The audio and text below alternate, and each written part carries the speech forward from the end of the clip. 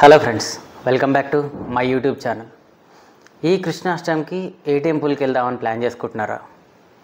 So Guruvayur, Udupi, Brindavan, మధుర, అట్లాగే ద్వారక, ఇవన్నీ చాలా బడ్జెట్ ట్రావెలింగ్. సో మనకు ఎక్కువ బడ్జెట్ అవుతుంది.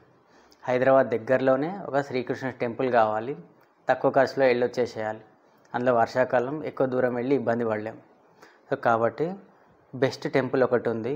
అది ఎక్కడుంది, ఎట్లా వెళ్ళాలి, అవన్నీ ఈ వీడియోలో చెప్తా. ఎక్కడ స్కిప్ చేయకుండా లాస్ట్ వరకు చూడండి. ఈ టెంపుల్ హైదరాబాద్ నుంచి 75 కిలోమీటర్స్ దూరంలో ఉంది. హైదరాబాద్ నుంచి విజయవాడ వెళ్ళే హైవేలో నార్కెట్పల్లి మండలం గోపాలయాపల్లి అనే విలేజ్ దగ్గర ఒక గుట్ట మీద పుట్ట లోపల స్వామివారు వెలిశారు. సో ఈ టెంపుల్ స్టోరీ కూడా సేమ్ టు సేమ్ మనకు తిరుపతి ఎట్లా ఉందో అట్లాగే ఉంటుంది. అండ్ నేను వెళ్ళేసరికి ఈవినింగ్ 5:30 అయింది. సో టెంపుల్ సన్సెట్ టైంలో చాలా బాగుంటుంది.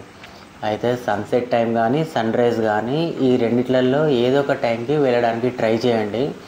ఆ గుట్టపై నుంచి వ్యూస్ చాలా బాగుంటాయి. ఎందుకంటే చుట్టూ అంతా గ్రీనరీ, అట్లాగే హైవే, అట్లాగే సిటీ కమ్ విలేజ్, అట్మాస్ఫియర్, చుట్టూ పంట పొలాలు చాలా బాగుంటాయి. దీన్ని మనం ఓన్గా ఎక్స్పీరియన్స్ చేయాలి తప్ప అసలు దీన్ని ఎక్స్ప్లెయిన్ చేయడానికి మాటలు సరిపోవు. సో నేనైతే ఈవినింగ్ టైంలోనే వెళ్ళాను. సన్సెట్ టైంకి వ్యూస్ మాత్రం చాలా బాగున్నాయి. ఇక్కడ కనిపిస్తుంది కదా, ఇదే ఆ గుట్ట. సో చాలా బాగుంటుంది. సరే, గుట్ట మీదకి వెళ్ళిపోతున్నాను నేనైతే. ఇక్కడి నుంచి ఒక 1.5 కిలోమీటర్ దూరం అయితే ఉంటుంది. ఇక లోపలికి అయితే వచ్చేసాను. సో లోపలికి ఒక 1 కిలోమీటర్ దూరం రావాలి హైవే నుంచి. సో రోడ్ కూడా సింగిల్ రోడ్ ఉంటుంది, చాలా బాగుంటుంది. చుట్టూ గ్రీనరీ.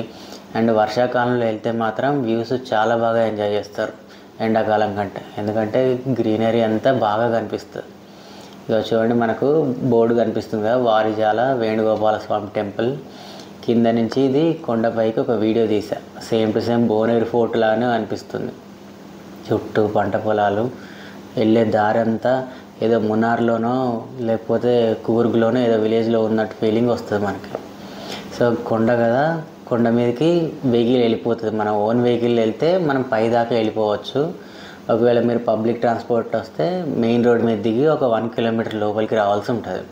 సో రోడ్ కూడా కొత్తగా వేసినారు, చాలా బాగుంది, నీట్గా ఉంది. ఎక్కడ రోడ్డు డ్యామేజ్ లాంటిది అయితే ఏం కనిపించలేదు నాకు. ఇక్కడ చూడండి, గుట్ట మీద నాకు ఒక్కొక్క స్టోను ఒక్కొక్క ఆర్కిటెక్చర్ ఒక్కొక్క షేప్లో కనిపిస్తుంది. ఏదో ఒక ఫేస్ లాగా కనిపిస్తుంది నాకైతే. సో అట్లా ముందుకు వచ్చేసాను. ఇక్కడ చూడండి, రాక్ నాకు నిలబడి ఉన్న గణేశుడిలాగా కనిపిస్తుంది. మనకు తిరుపతిలో ఎట్లయితే 7 కొండలు వెంకటేశ్వర స్వామి ఫేస్ లాగా కనిపిస్తాయో, నాకు ఈ రాక్ ఒకటే నిలబడి ఉన్న వినాయకుడిలాగా కనిపిస్తుంది. ఇది టెంపుల్ ఎంట్రన్స్. ఇక్కడ వరకు మన వెహికల్ వచ్చేస్తుంది. సో టెంపుల్ లోపలికి అయితే వెళ్తున్నాను నేను. సో జనాలు చాలా తక్కువగానే ఉన్నారు. ఇక్కడ రిజర్వ్ ఫారెస్ట్ ఉంది అండ్ ఒక లేక్. సో చాలా బాగుంది, లేక్ కూడా చాలా బాగా మెయింటైన్ చేస్తున్నారు. అండ్ టెంపుల్ కూడా చాలా బాగుంది. నేనైతే ఇప్పుడు టెంపుల్లోకి ఎంటర్ అవుతున్నాను. సో టెంపుల్లో స్వామివారు గోముఖ కొండలో వెలిశారు. అంటే ఇక్కడ కూడా చెప్పాను కదా ఇందాక, తిరుపతి స్టోరీ ఎట్లనో సేమ్ అలాగే. తిరుపతిలో స్టోరీ మనకు తెలుసు కదా, స్వామివారు వైకుంఠం నుంచి తిరుపతి కొండ మీకు వచ్చేసి తపస్సు చేసుకుంటూ చుట్టూ పుట్ట పెరిగి అక్కడ ఒక ఆవు వచ్చి పాలిస్తూ ఉంటే గోపాలకుడు ఒకడు ఆ ఆవును కొడితే ఆ ఆవు తగలకుండా వెళ్ళి స్వామివారికి తగిలి రక్తం చెంది. సో ఈ స్టోరీ అంతా మనకు తెలుసు కదా. సేమ్ ఇక్కడ కూడా అట్లనే వేణుగోపాల స్వామి ఒక పుట్ట లోపల వెలుస్తారు. సో సేమ్ అట్లాగే ఆవు వచ్చి ఇక్కడ ఆయనకు పాలిస్తూ ఉంటుంది. సో సేమ్ అలాగే గోపాలకుడు ఒకటి చూసి కొడతాడు. కొట్టిన తర్వాత స్వామివారు ఆయనకు కనపడి నేను ఇక్కడ పుట్టలో ఉన్నానని చెప్తారు. చెప్తే కానీ ఇది ఎవరికి చెప్పకు, నేను ఇక్కడ ఉన్నట్టు చెప్తే మాత్రం నువ్వు తలపైలు చనిపోతావని స్వామివారు చెప్తారు.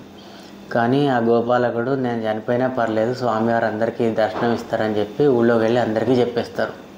సో తర్వాత ఇక్కడ ఒక ఆలయం కడతారు. ఈ ఆలయం కూడా కాకతీయుల కాలం నాటిది, చోళుల కాలం నాటి స్టైల్లో కట్టారు.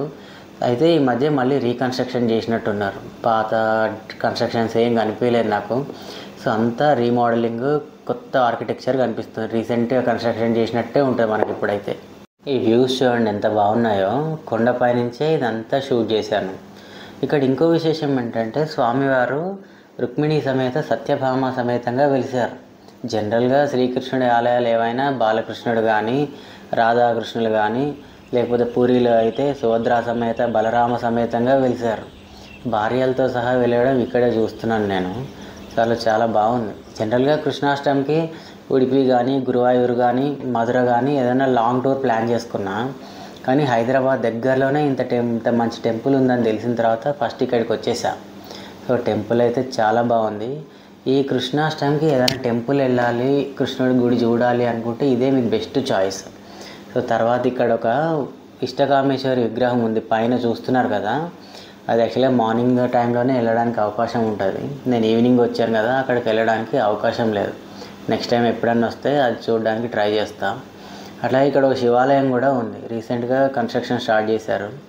అండ్ ఇక్కడ ఈ తొండ చూడండి, హనుమంతుడి ఫేస్ దగ్గరికి వెళ్ళి దాని కష్టాలు అవి చెప్పుకుంటున్నట్టుగా ఉంది. అండ్ ఒక చిన్న లేక్ కూడా ఒకటి ఉంది, తామర పూలు అవి పెంచుతున్నట్టున్నారు. ప్రజెంట్ అయితే ఏమీ లేవు ఇక్కడ, ఉంచేటట్టు కూడా లేరు, అందరూ కోసేటట్టే ఉన్నారు. అండ్ ఇంకో విశేషం ఏంటంటే ఇక్కడ ఈ ట్రెడిషన్ ఎక్కడ స్టార్ట్ అయిందో తెలియదు కానీ అందరూ రాళ్ళు పేరుస్తున్నారు. సో జనరల్గా రాళ్ళు పేరిస్తే ఇల్లు కట్టుకుంటారని బాగా సెంటిమెంట్ వాతుకుపోయింది కదా. సో మన వాళ్ళు ఇక్కడ కూడా స్టార్ట్ చేసేసారు. జనరల్గా శ్రీకృష్ణుడి ఆలయాలు ఏవైనా నేల మీదే ఉంటాయి. గురువాయూర్లో కానీ ఉడిపిలో కానీ మధురలో కానీ ఇంకెక్కడైనా సరే మీకు నేల మీదే ఉంటాయి.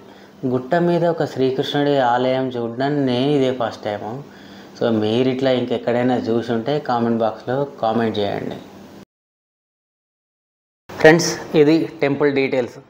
వీడియో అయితే మీకు నచ్చిందని అనుకుంటున్నా. వీడియో నచ్చితే లైక్ చేయండి, షేర్ చేయండి, అట్లాగే సబ్స్క్రైబ్ చేయండి. పక్కన ఉన్న బెల్ ఐకాన్ కూడా క్లిక్ చేయండి.